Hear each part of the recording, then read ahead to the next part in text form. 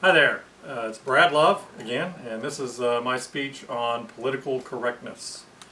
So recently I read an article on the New York Post website, and in the article entitled "PC Police Won't Let Us Use These Words Anymore," the author recounted a recent event involving a 76-year-old professor who was attending a conference in San Francisco with other professors from around the country. At some point, the professor entered an elevator with several other people, one of whom was a professor of gender studies. Someone asked the 76-year-old professor what floor he wanted, to which he replied, "Ladies' lingerie." This apparently triggered the gender studies professor, who in turn filed a formal complaint against him with the International Studies Association, alleging that the remark was misogynistic. The International Studies Association is now demanding that the 76-year-old professor make a formal apology or face disciplinary action by the association. Stories like the one that I've just talked about are becoming ever more common. We seem to be living in a perpetually offended society where even a harmless joke can land one in hot water with the PC police. In this speech, I'd like to first discuss some of the problems with the PC culture as I see it, and next I'd like to discuss the reasons why this culture seems to be intensifying, especially in our institutions of higher education. And finally, I'd like to talk about how we should respond, given that we live in a country that has historically valued freedom of speech as one of its most fundamental principles. It is my belief that politically correct speech is antithetical to the concept of free speech, and it stifles honest debate and fosters a groupthink mentality. First, let's talk about what political correctness actually is and how it affects our society. The Merriam-Webster online dictionary defines politically correct as conforming to a belief that language and practice which could offend political sensibilities, as in matters of sex or race, should be eliminated. Everywhere you look these days, subtle and some not so subtle changes are taking place in the way in which we are expected to communicate and behave. It is no longer politically correct to use the word mailman, for instance, the correct terminology now being postal worker.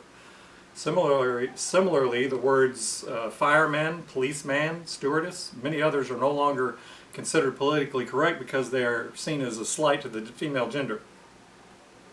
A recent viral video on the internet shows the level of ridiculousness that the PC ideology can reach.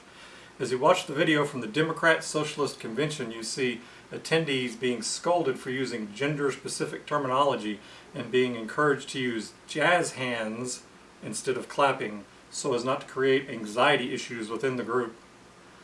How about right here at home? When my son was in high school, we would attend football games every Friday night because he was in the band. Every game was preceded with a student-led prayer. If you go to any high school football game now, there is no prayer, but instead a moment of silence. The examples of the politically correct speech and behaviors that are becoming more and more prevalent in our society are too numerous to mention, and this ideology is starting to really change the way in which we communicate. What started the whole PC ideology, and why is it becoming so prevalent in our society?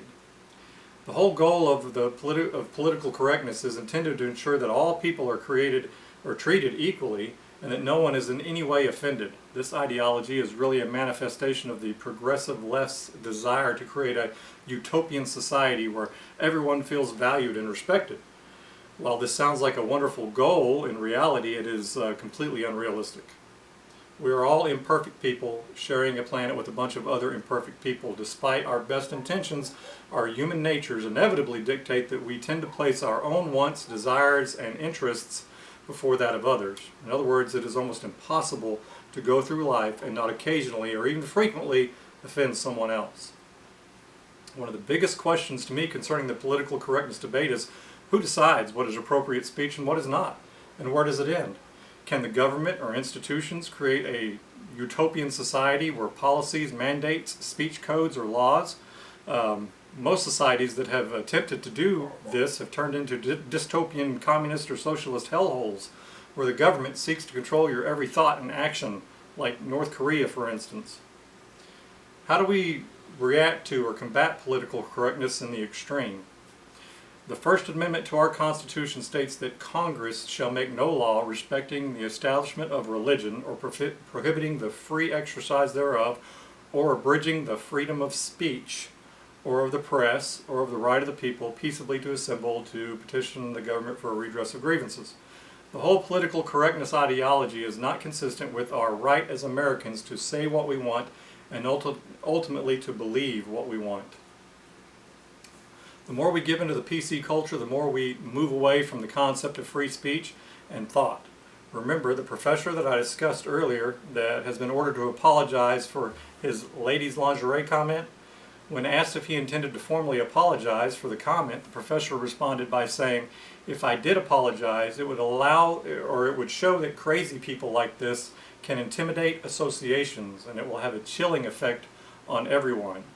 This is also an issue about humor and the idea that humor is now becoming off limits. The desire to avoid being labeled as racist, homophobic, or anti-immigrant, or any number of other negative labels compels many people in our society to comply with the PC culture demands. We can show respect to others in speech and deed without giving up our free speech rights and ability to think independently. The utopian society that so many seem to think can be ushered in through controlling the speech and thoughts of others is a fantasy. If we would all just do our best to treat one another the same way we would like to be treated, we would actually get much closer to that goal than through complying with a bunch of arbitrary and ever-changing politically correct demands on the conduct of our speech and behavior. Thank you.